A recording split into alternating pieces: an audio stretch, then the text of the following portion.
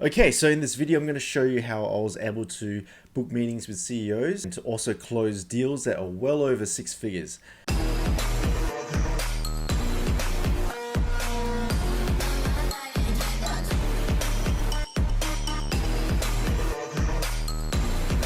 My name is Khoa Bui and I am a business development manager, a sales guy, and I've also got an IT background as well. So when I first started off in sales, I didn't know what I was doing. Basically what I was doing, I was just emailing everyone. I'll talk to engineers, I'll talk to graphic designers, and I'll do meetings with them and stuff. But ultimately, I realized that you need to get in touch with the decision maker, and ultimately that is going to be the CEO.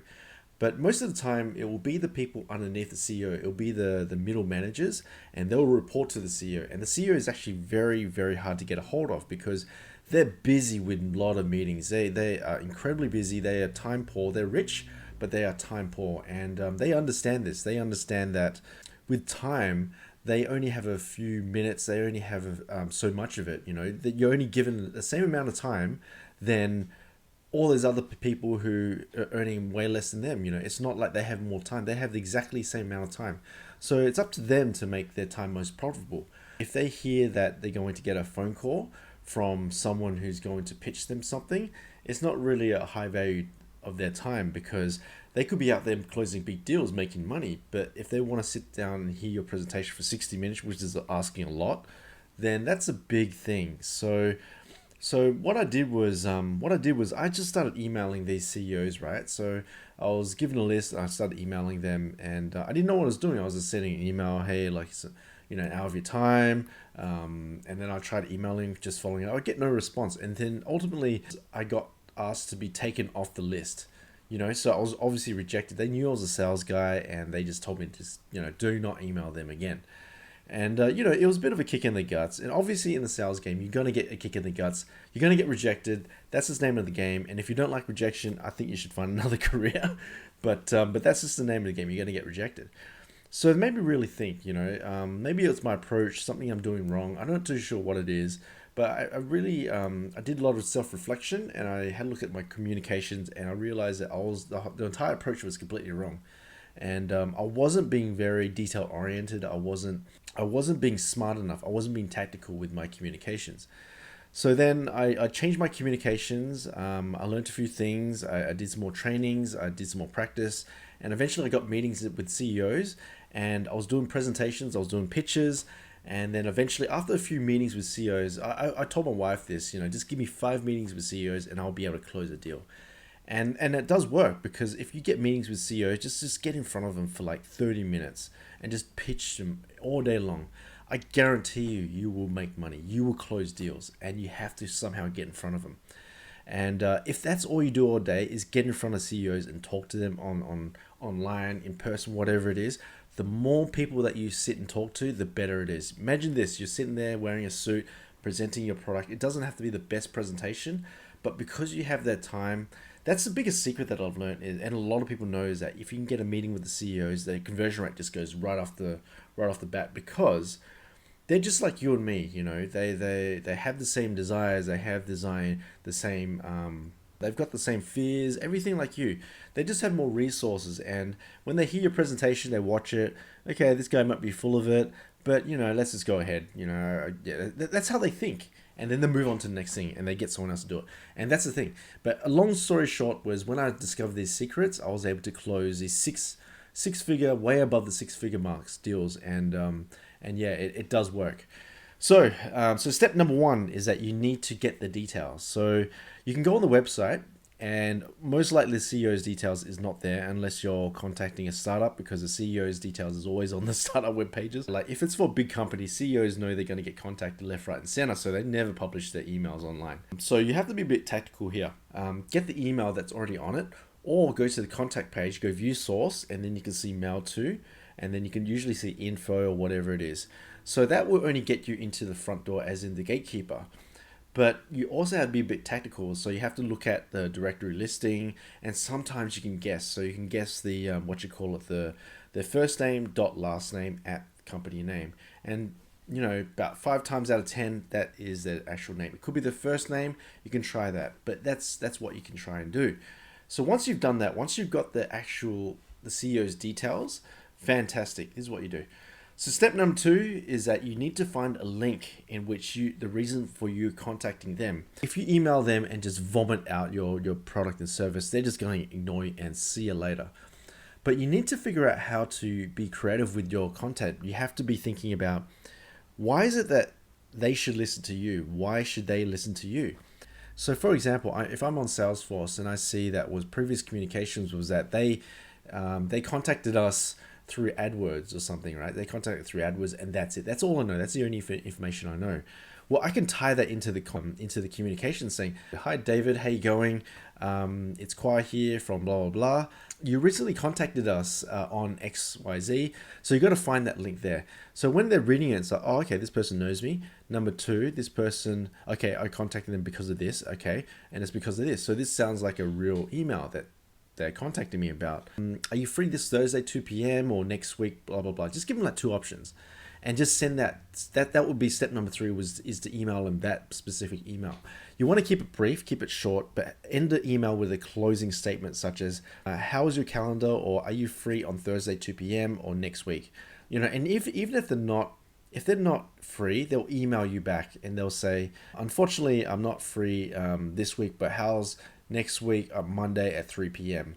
Beautiful. And then, block out your time there. Once you do that, that's it. You're in the mix. You've got it. But however, 9 times out of 10, they're not going to reply back to your email, right? And so how do you get around this? What you do is you got to follow up. Okay. So now the follow-up game begins.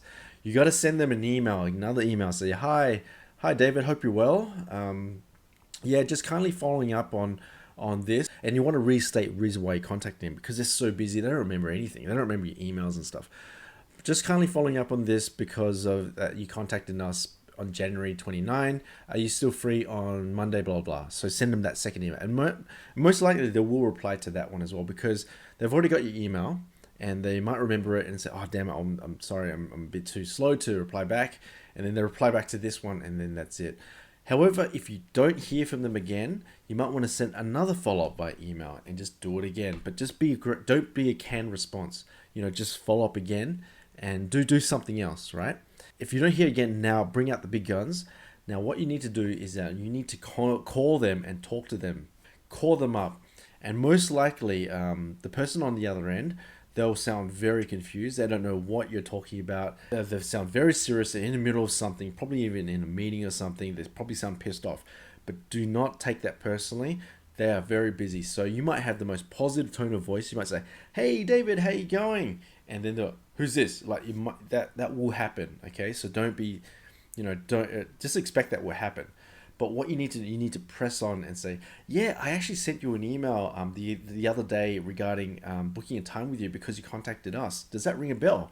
And they have to just reply back yes or no. They'll be like, yeah, I guess I remember. So yeah. Well, you sent it through. Well, basically, I won't take up any more of your time. I just want to book 5 minutes of your time just to talk about what the email that the contact you did through us. And then they'll be like, okay, yeah, sounds good.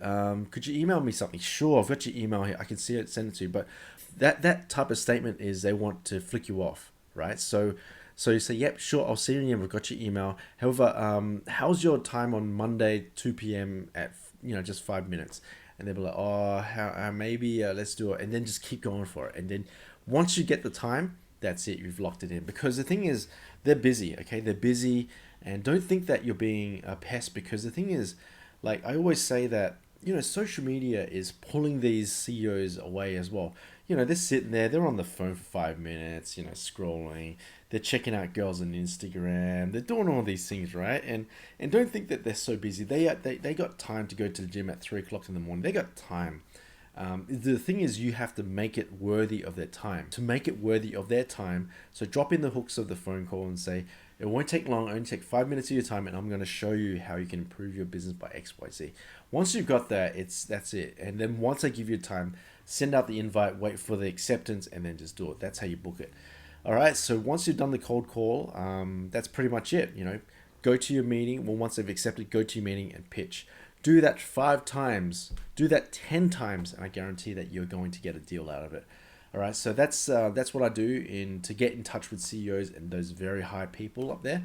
it's really worked very well for me. And you know, there's a lot. The thing with this is that there's a lot of fear that will come up because you're gonna get yelled at. People are gonna hang up on you. People you're gonna get sworn at. Whatever it is.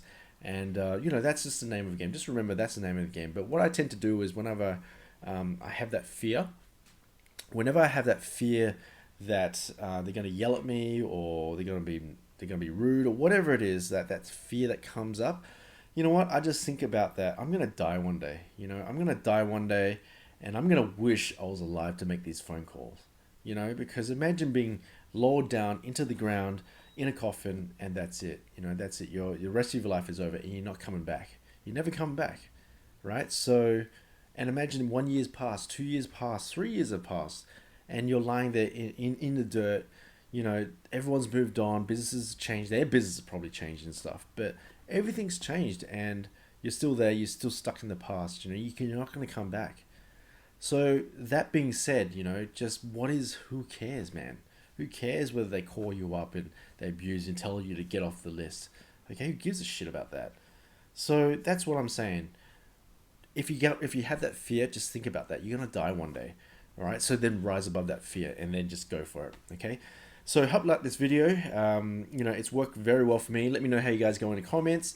If you've just come across this channel, fantastic. I hope you like the content here. Just keep pushing, keep selling.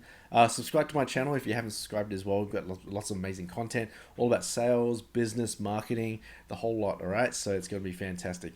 Once again, thank you very much. If you like this video, just make sure you put a comment in the description below. Have a little a fire icon or fortune cookie, I don't care. Just dump it in the comment, and yeah, I'll see you guys soon. Thanks a lot, guys. Peace.